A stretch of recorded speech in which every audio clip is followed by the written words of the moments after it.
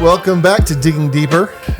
Great to have you. Join us on another episode. Pastor Brandon and myself here talked through yesterday's amazing service and just amazing really, because your daughter got baptized. It was incredible. Let's start there. It was just start there. With baptism? No, let's just start with your daughter got baptized. Yeah, it was cool. It was a great moment. I was standing under kind of the screen where the video was playing beforehand, and I was starting to like get choked up, and I'm like, "Oh crap! I'm not gonna make it. I'm not gonna make it." You might have been the first person I ever heard say "freak" in the baptism tub because you didn't want to cry. I didn't want to. Or freak. I was really like trying to like hold it back. I was like, "Oh no! Oh no!" It was awesome. It was starting to come out. So yeah, it was really cool.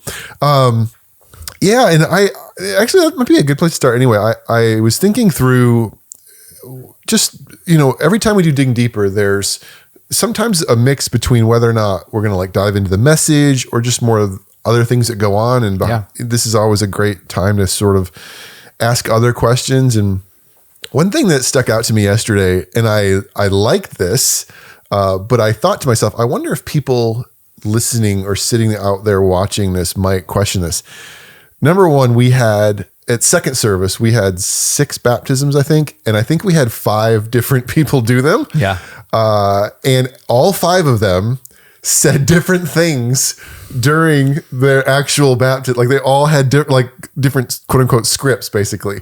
And I guess I would just be curious, like, maybe no one's wondering this, but I wonder, like, how would you, if someone in the audience was like, wait a second, don't you kind of have to say the same thing? Or isn't there some, you're talking about the people who are actually doing the baptism, like when they had the person like some people are like, you said king, say this? You said like, hey, Jesus King, this person said this. Yeah. And some people were like, I baptized you in the name of Jesus. Other were like Father, Son, and Spirit. Yeah. I mean, from a Rise City perspective, maybe because obviously you do represent that, like, how would you answer somebody that says, can you just say whatever you want? Like where do you even, is there any specific thing you're supposed to say or someone's supposed to baptize? Like, cause it seemed like we were kind of all over the place. Like, what are your thoughts on that? There is not an official script. We probably haven't done our diligence on even like the person doing the baptism kind of worked and met with them to talk about maybe some of the things that you might want to say or to lead people in some type of like outward confession.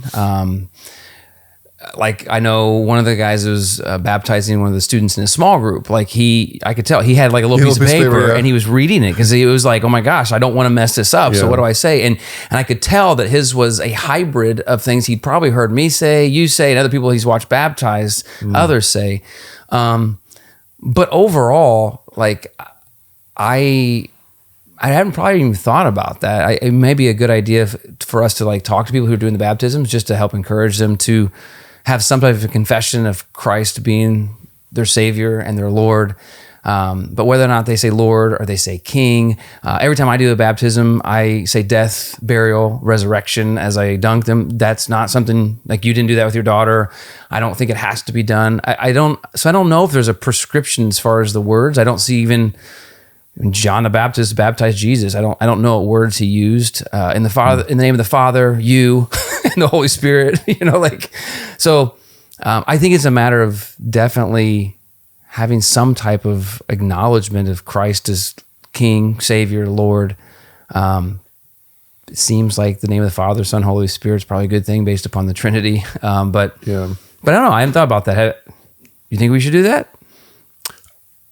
You're the one who put the twist to it with King. I just enjoy the fact that, like, so when I go to weddings, and you've done so many weddings, I always think it's interesting how you can sometimes tell whether the person doing the wedding, either because they wanted to or because the people asked for it, are more quote unquote traditional.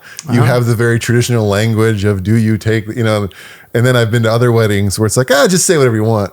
And it almost can kind of freak people out. Like, aren't you supposed to like speak in like King James English here? And and I've always kind of felt similar in the sense of like there are no magical words. Yeah. There's nothing mystical I'm saying. I mean, this person is doing something they want to communicate to the world. But I know you and I have both been in environments where people would not agree with that. They say, no, if you don't say these words, it doesn't count. There's definitely nothing in my mind that's magical about the words. I would much rather lean in towards empowering people to be able to baptize people they've helped lead to the Lord. And that's how you grow. I mean, the more you baptize someone, you might start thinking about those words more. I've done tons of weddings and I tweak what I say at weddings, but I also try to customize it based upon the person I'm marrying or the people I'm marrying. So I particularly love the fact that we have, like I'm thinking of the Seegers, and Brian baptizing his daughter. Brian is not someone that would be a conversationalist, and he's more introverted, but like for him to form words that mattered to lead his daughter in being baptized, man, I would hate to even try to put a prescription to that versus the authenticity of what he said as a dad to his little girl. So we'll probably always lean that direction. And that's why I don't want to always do the baptisms, because I think it's important for people to do that, to form their words, and to make it really genuine. From a theological perspective, and again, I don't know that anyone thinks or thought this. I guess I just always wonder what people are thinking. If someone were to say to you, hold on, Brandon, isn't baptism like a sacred church rite that a pastor's supposed to do? Because there are certainly, Catholicism, absolutely. And many Christian denominations would still say, no, you need to be ordained kind of thing. So how would you explain Rise City's position on that to somebody that's like, I thought a pastor had to do it? I mean, I would say that Paul himself said, I'm thankful I didn't baptize all of you or even none of you. Like I'm drawing a blank of where that's at, but I know it's in the Bible, the New Testament, but he kind of says like, I'm thankful I didn't baptize all of you. And so I think that means that he empowered others to do the baptisms. And at that point, as the movement of Jesus is starting and churches are getting formed, even the notion of who's pastor, who's deacon, who's apostle, and those things, like it seems like that there's a lot of different people doing the works of the ministry, and I don't find it being a sacred rite of ordination for permission of baptism. I'm thinking of even the Ethiopian eunuch and Philip. I mean, he's definitely called by God, but had he been ordained, I don't know, but he baptized the eunuch there on the spot in Acts 8. So, does that translate to weddings for you? That's a good question. Weddings are such an interesting thing, because I think if you're going to be doing a wedding that is making solemn promises before the Lord, the person who's leading in that, I would say needs to, I don't know if they would definitely, I think if you're going to ask people to make promises, hopefully they've made that promise themselves and are holding to it and are offering it in a solemn vow before the Lord. But because marriage too, actually in our country has such a governmental side to it as well, like, and sometimes it's more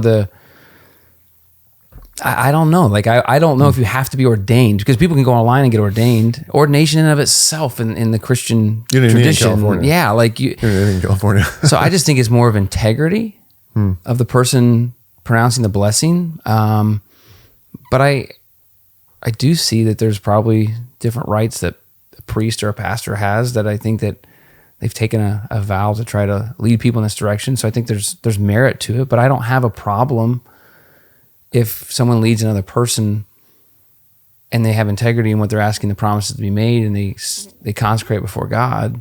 Yeah. It's just what's acknowledged by the state.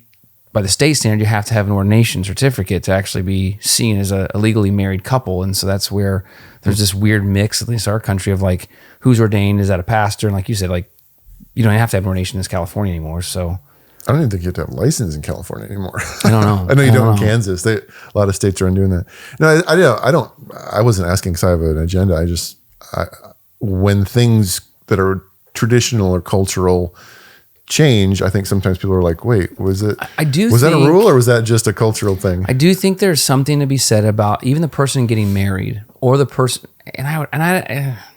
person getting married, if they have their friend do it versus they have somebody else do it that is ordained or is a pastor, maybe that someone's helped walk through premarital counseling, it would seem, in my mind at least, that there would it feel like a different level of commitment or holding it with more weight than if your best friend did it and say, hey, you and you. Like, there's just a different level of relationship that it feels like, more weighty if someone else is doing it. So I could see why having a priest or pastor doing it would even make someone consider the promises they're making with a little bit more like, wow, this is a big deal versus just having someone that's been in your life the whole time. But no, I don't know. A devil's advocate might say, isn't a commitment to Jesus more important than your commitment to marriage? And shouldn't that have just as much weight?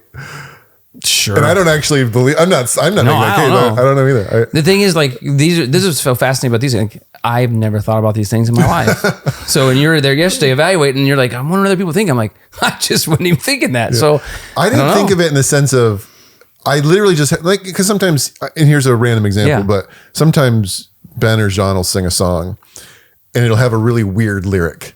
Yeah. But I'll hear it. I'm like, oh, that's a reference to Ezekiel or something. Yeah. But I'm like, man, I bet there's a bunch of people in this room. They're like, what on earth are you? Oh yeah. What am I singing enemies about? Absolutely. And I think of like baptism, or something like that. When we're not following traditional norms, are there people being like, wait a minute, sure. I don't necessarily want to follow traditional norms. Yeah. I'm kind of a counter person anyway. But no, I just came up. I am curious though, because just the nature of the day,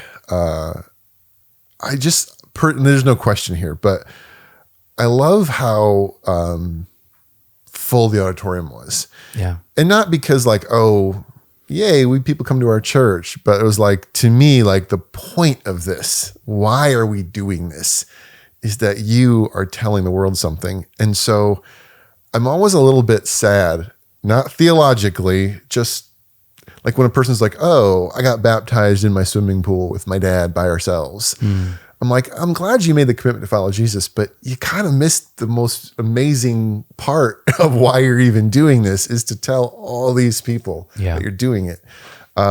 It's kind of like how I feel like when a couple maybe gets eloped and you're like, I get it. You just saved a lot of money and it makes sense. But the beauty of a wedding is you're sharing this with all these other people. And so I just love yesterday how, I didn't even know, I think I might've missed the meeting, but when all of the kids came in, I knew the middle schoolers were coming, but all the fourth and fifth, they were all lying on the wall. And yeah, it was awesome. It was awesome. I do have a question about that though. I got the sense, so here's a behind the scenes thing. I was in the lobby having a conversation with Robert about how I don't think you're almost done yet. I'm like, I think he's got a full point left. He's like, well, no, it's time. I want to take the kids in. And I was like, dude, if he's not done, he doesn't, it's going to be really distracting if 100 kids. So he's like, they came on in. They came on in. So you're on the stage and you're trying to preach. You have a thought, you're communicating to people, and all of a sudden 50 kids walk in and stand on the side. What's going through your mind? How are you thinking at that moment? Is that distracting for you? Or are you like, whatever, you don't care? Did it kind of mess you up a little bit? It didn't mess me up. I just know that it helped. For me, it was like, oh, evidently we got to move on to baptisms. So I kind of looked at it as I need to make sure and wrap this up. Because sometimes I'm watching the clock. Sometimes I forget to look at the clock. And I actually wasn't behind, but No, you weren't actually. So I told Robert that. Yeah, he's right where he was for service. So it's not too distracting just because I don't know. I have a way of being able to just keep moving forward. But I thought about it was one of the things that's weird about preaching sometimes is when you are speaking and saying certain things, but your brain is thinking something else. It's a weird thing. So the whole time I'm watching kids come down and I'm like, do I make acknowledgement right now? Should I say this? And should I say, hey, the kids are coming in because of baptisms? And at the same time I'm thinking and having this debate with myself. Should I stop and say something? I'm still preaching. And I think what I said still made sense, but so it's just a weird, yesterday for me in general was there's a lot of things that were going on previous to the service, as you know, that my head was in a different space yesterday. And for one of my own personal beliefs that the Lord is real and sometimes even empowers and anoints me or others or whatever when we're speaking, is there was so much of yesterday that I could tell you that I don't know exactly what I said. because I was in a whole different world. It's like when you're on a freeway at night and you drive and you realize I just drove 35 miles. How did I get here? I don't remember any of this, and so I had a moment yesterday in the lobby after first service. People come in, oh man, this point or whatever. I'm like, I was like, okay, but because I was preoccupied mentally at other places, but yeah. So I think sometimes that's just an interesting part of preaching, that there's a lot going on in your brain, things you're saying, things you're observing. Where I struggle the most, what I did make comment to, and I think it was second service, is there was a woman who had a crying baby. No, first service, second service, I don't remember, and she got up in the middle of it, and crying children or watching women or men take their sons or daughters out, that catches my attention probably more than anything. But not because I'm distracted, but because I feel for that person. I'm like, oh man, they hate this right now, and they don't want to say anything because it'll make it worse. Yeah, and so anyway, I don't know what the point of that is, but yeah, that was what's going on. I didn't. No, I relate to that. There've been times when I'm like, it's usually the second service for me. Like the first service, I'm very like locked in, but then there'll be times second service, like I'll be done. I'm like, did I just preach? What did I just say for the last 40 minutes? Yeah, when you do multiple services, you get confused. Like, I think I already said this. No, I said that first service. I haven't said this service yet. Yeah. Have I said this service? And that's one of the reasons why we've talked about this before, where you and I are different. I do that so much. That and a few other reasons make me like write my messages out. Because if I don't, I'll be like, did I say that first service? Did I make that point? Yeah. I would do just getting into your actual message a little bit. So we'll be doing this whole series about Jesus being fully human and what are the implications for that for us. And yesterday's was, it was interesting because I think, and I don't want to like, here's my summary of your message, but the idea that when you remove the godness of Jesus and you say, he set that aside, the veil, all that kind of stuff, and you say he lived his life in dependence, but as a human being, that also meant like, he wasn't omniscient. He didn't know everything. He wasn't a robot that could go 100% 24 hours a day. Like he needed rest. He needed to get away, all these kind of things. I'm wondering like, and you gave some examples of each, and you talked about like how Jesus even sometimes needed to reduce the noise in his life, which is one of those things that's, I don't know, it's interesting to hear and then process, because the truth is, I know all this stuff, whatever. The idea that Jesus needed to cut out noise almost feels like I'm blaspheming the Holy Spirit or something. I'm not like, it's almost like, but then it's like, no, if he was human, then he would have had the same noise that I have. Yeah. And I'm wondering like, what do you do when you need to cut out noise? Like what is like in your own personal life when you feel like the noise is getting too much? Like how do you follow that example, or I don't know, what does that look like in your life? For me, usually it's like I need to get away completely from everybody. Like just a retreat kind of thing? Retreat, or like week and a half ago, I don't know, like I took the afternoon and I just said, I'm just going to go, and I ended up driving over to, what is that? Like, what is that part of San Diego? Harbor Island. And it's got that really nice long walk, and you can see like I just drove out there by myself, and I spent 2 hours taking a walk, praying and thinking. Like, so for me, that's, and this sounds weird to say it like that. Like I sometimes used to go to coffee shops. Well, I might run into somebody. I don't want to do that. You get a long conversation. Yeah. So for me, it's complete isolation. If I really am trying to prayerfully process things, sometimes it's taking days off. This past week, I took my kids and my wife. We went to Great Wolf Lodge overnight. That was for my daughter's birthday. But there was a part of me that also just like, I just want to get away and just be with my family. And I don't want to have to deal with church stuff. I was like, I don't want to think about church stuff. But if I'm home and I'm in my home or my town, even then I feel a little bit like drawn to whatever's going on in other people's lives.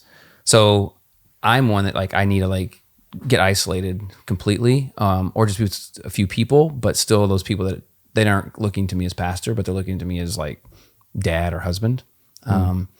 So You made an interesting distinction, and I know it kind of tied back to the week before. You talked about compassion 2 weeks ago, and even you and Robert a little bit last week on Digging Deeper, like where's the line of compassion where it goes from being compassionate to maybe even being enabling or whatever. Yeah. And what's so interesting, and I think my mom even made a comment to you yesterday at our house about how she appreciated the way you approached it. What's hard is the word noise has an obvious negative connotation to it. Noise. But the way that you talked about noise, and I don't even know if you used the word noise, but it was like Jesus was healing sick people and casting out demons. Yeah. And he had to get away from that for a while. Yeah. So it wasn't like sometimes, we can use noise like, oh, turn your Netflix or your Facebook or Instagram, like noise, right? But then it's like, but some noise is actually like your ministry, your it's good career. Noise. Yeah. It's what you do absolutely. For a living. And I thought it was interesting. And I wonder, like, I don't know how much more you do or don't want to share about it, but like, it was a very profound statement to say, sometimes I say, no, I have an appointment, and that appointment is just my family. But to be able to try to separate what needs to happen in your ministry, your work, whatever, with what needs to happen in the fact that sometimes Jesus just needed to walk away. I sort of sense that, but I also know that personality-wise, we're so different. And I think about someone like yourself and, pull out the old Enneagram, but the person who's wired more with that Enneagram kind of too, of like, I want to help people. I really like, I imagine that's just like a constant tension. Have you had people in your life like who sort of like taught you how to get over that? Or has it just been trial and error? Have there been mentors like, Brendan, here's how you separate, here's how you take break. Like, how have you grown to learn to say no to the thing that is good, but you need to say no to right now? Yeah, that's a great question. I think there's probably been a steady diet of influences in my life that probably have helped me reprove that discipline of saying no versus saying yes. So I can ultimately say yes to the things that I feel like that matter most. I mean, a part of, I think I told your mom this yesterday, actually, a part of me putting my ultimate yes in my family is because that's just how I grew up. So I didn't need to be taught that. I was shown that, and that's how my mom and dad were. And I didn't grow up in a household where there was just like this conflict of like how much you go to church and how much, like, in some ways, it was an easy thing for me to automatically say yes to my family over sometimes church ministry, because I didn't live in that tension growing up. I wasn't a pastor's kid. My mom and dad weren't like heavily involved in church activities and them trying to like, so I already had built in me a desire from an early age. Like, I want my greatest level of success to be who I am as a father and as a husband, because I saw that in my dad, I saw that in my mom and in their marriage. But as I stepped into ministry and started to get pulled in different directions, I have had pastors that have given permission to me to say, it's okay for you to say no to these things, and to point out passages like Mark 1, 32 to 38, which I looked at yesterday, where Jesus got away and said no. Like, that might be one of my favorite passages in the Bible, because it blows my mind to think of the people who were left at the house waiting for Jesus to heal them, and then for them to be told he went on to another town. Like, and that is, if he can do that, then I can do that. But I also want to carry that tension.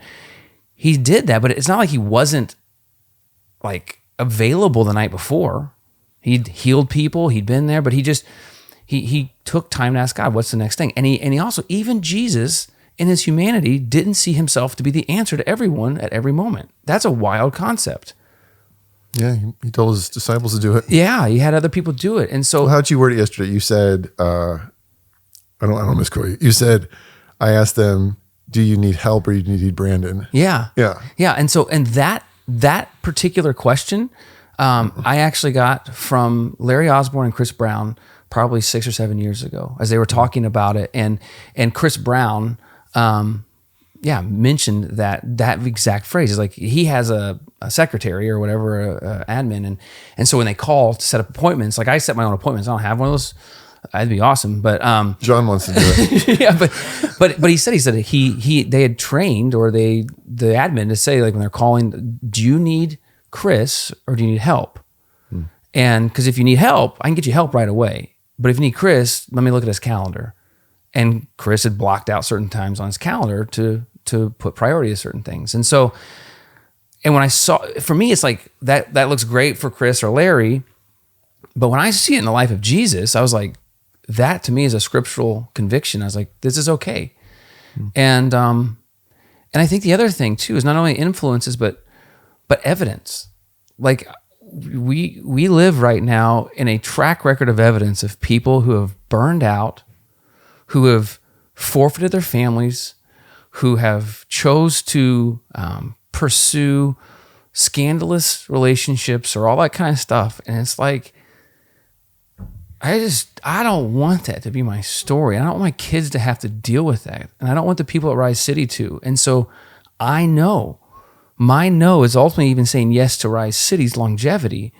Because if my family bankrupts, then who am I to pastor anyway? Yeah. And I think those are moments that, like, I just know I'm just as prone as anybody else to getting stressed out, burned out, flared out, immoraled out if I don't make decisions for the long haul. And so I'm a fool if I see other people and say, oh, that's not me. The fool says that. Right. So it is me, but so it doesn't become me, I better change the way I go about things to learn from the lessons of others that have went before me. No, that's good. When you, like, everybody's different. They have their different wirings and things, but people that maybe find themselves, and I think at some point we all find ourselves in a situation. And I don't want to project or put words in your mouth, but like, I think for a lot of people, it's how do I deal with the guilt that I'm feeling in the moment? Because I know you need help. I know my brain is telling me the wise thing to do is to prioritize my own health in this moment. But in that moment, it's like all the guilt comes up. You're being selfish. You're being self-centered. You're not loving the way Jesus loved. When people feel that way and they're being drawn to, okay, fine, I'll just do it. Like, what advice would you give them to respond to that feeling of guilt or I'm being selfish kind of thing? Yeah, I mean, I want to like be clear. Like, I'm not a robot in the sense of like, oh, I have the no on my calendar because it's my family time, and so nothing will ever take away my like for example, like if you or Julie called with an emergency and I have an appointment with my family for dinner's getting interrupted, right? I also have circles of people that probably get greater access to me and my time.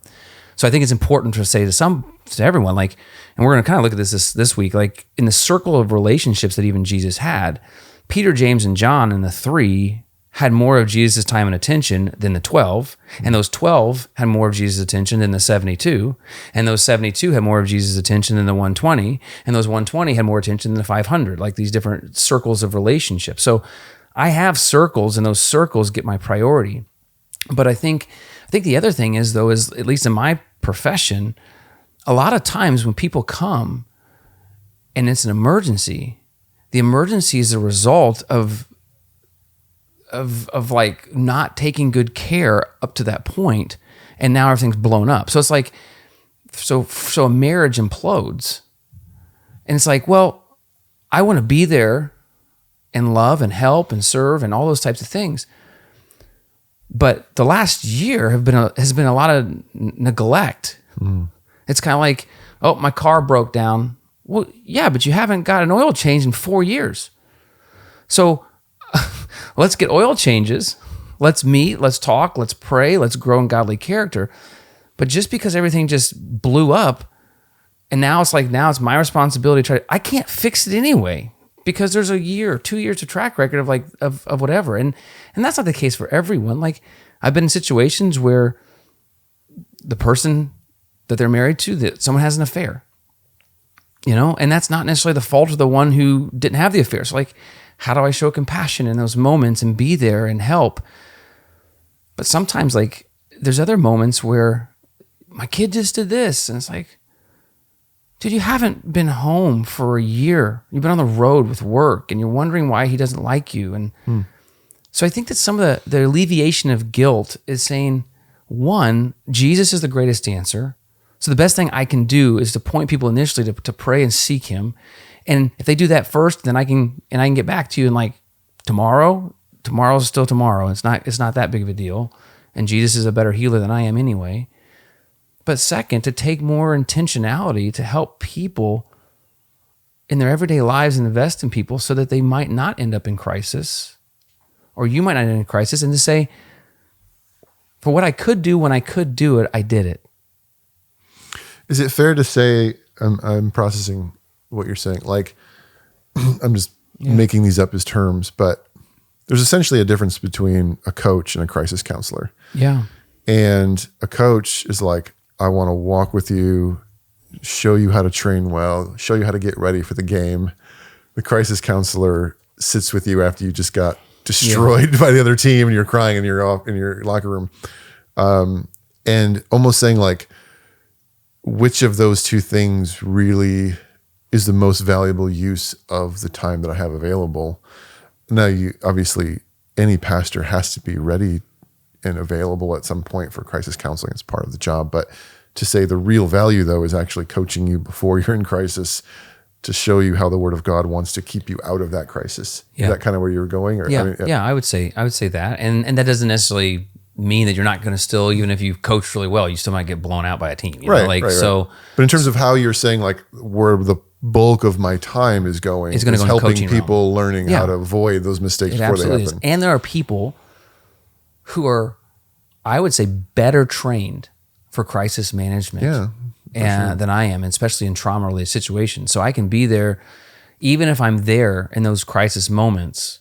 I feel like my place is there to have empathy, to pray and to encourage, perhaps challenge in some regards, depending upon who it is.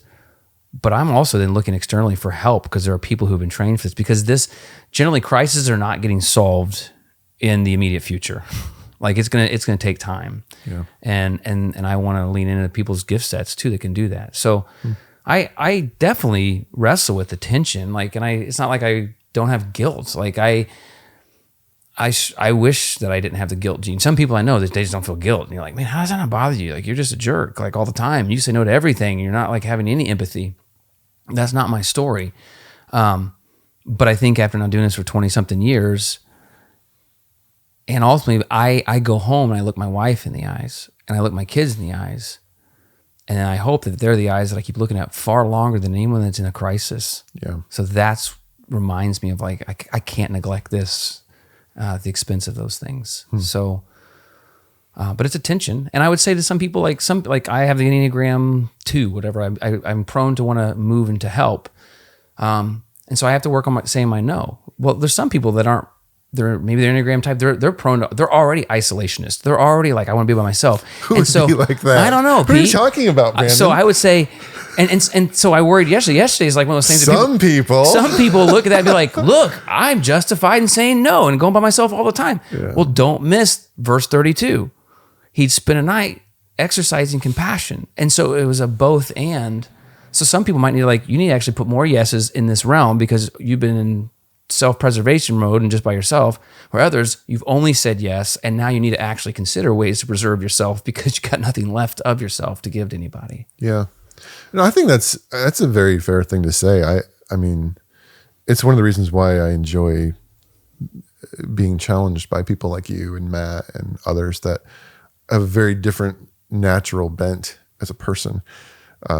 There are ways that I'm wired naturally leads to some forms of health, but also leads to other forms of lack of health and lack of being used by God in appropriate ways when I'm, I would say like, I would just speaking from this side of the personality spectrum, I've actually found, and I'm not speaking for everybody, but sometimes what looks like a lack of guilt is actually a lifetime spent learning how to bury it and ignore it because you don't like the feeling. Guilt is a millstone around my neck that drowns me. And so when I was a child, it would paralyze me. I wouldn't want to do anything that might make somebody feel bad, or I would isolate myself because I didn't want to hurt people, and feel guilty and feel like I failed people. And so the way that I cope with that as a kid was to just bury it and ignore guilt, ignore bad feelings, and then kind of isolate myself. And so I'm coming at it from a very different perspective a different, like, I need to overcome that and actually put myself out there to be available to people, to be willing to embrace their crisis and their pain, even at the risk that I feel like it's going to drown me and I'm not going to know how to handle it. So yeah, it cuts both ways, and we all have places to learn for sure.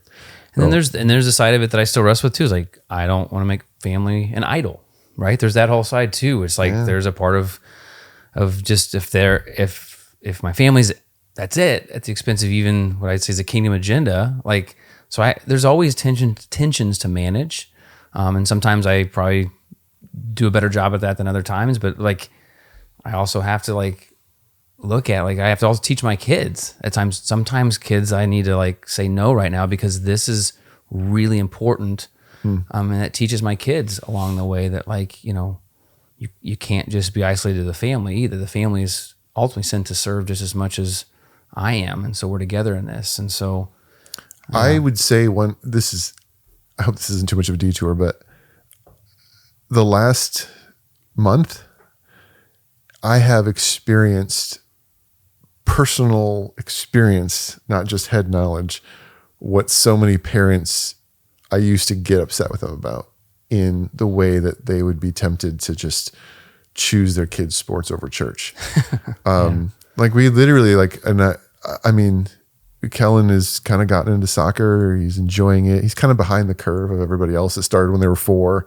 So he wants to play more. And this spring league, his coach wants him to play. You know, you come and join it, you'll get better. He's like, I want to do this. And I'm like, okay, when are the games? Sundays. And it's funny because I remember 6 months ago, if someone had told me they're skipping church to go to their kid's soccer game, I'd be like, you heathen, get back in church. And now I'm like, my brain is like, well, I mean, you know, we have 2 services. Could he go to the first service? You know, like, does it really matter if he misses? Like, my brain is suddenly feeling all these things because I want my son to, in my head, I want him to flourish in whatever he's doing. And if it's soccer, I want to be good at it, and I want to be there for him. I'm like, well, man, you know, could I? I'm like, no, I can't. I work at a church on Sundays. Yeah. And we had to tell him, like, sorry, buddy, like, you just can't do this. Yeah. Sorry. We're like, and so he handled it really well, but it's interesting when you think about making your kids an idol, which is something you do talk about a lot. You mentioned a lot. I think it's just now as they're getting that age where this is maybe too much. When they were little, I didn't like the things they wanted to do. Yeah. So there was I didn't have any desire, like, I want to go to Disneyland with my kids. No, I don't want, it sounds horrible.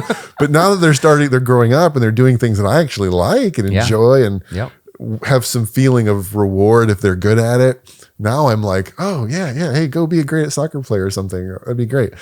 And it's that tension of like, I want to be there for them, but I don't want that to consume me and let that turn into something that's completely, I don't know. I don't even know what my point is, but I'm with you on that. So I'll end on the ramble there. Any other final things to add? Nope. I think we're good on this one. So, John, you got any words of wisdom for everyone? Nothing? Okay. He's like, would you just stop? Because you're making my editing a lot longer of a process. It's 39 minutes right now. So, all right, we'll wrap it up. Yeah. Thanks everyone for joining us, and we'll see you next week. Yeah.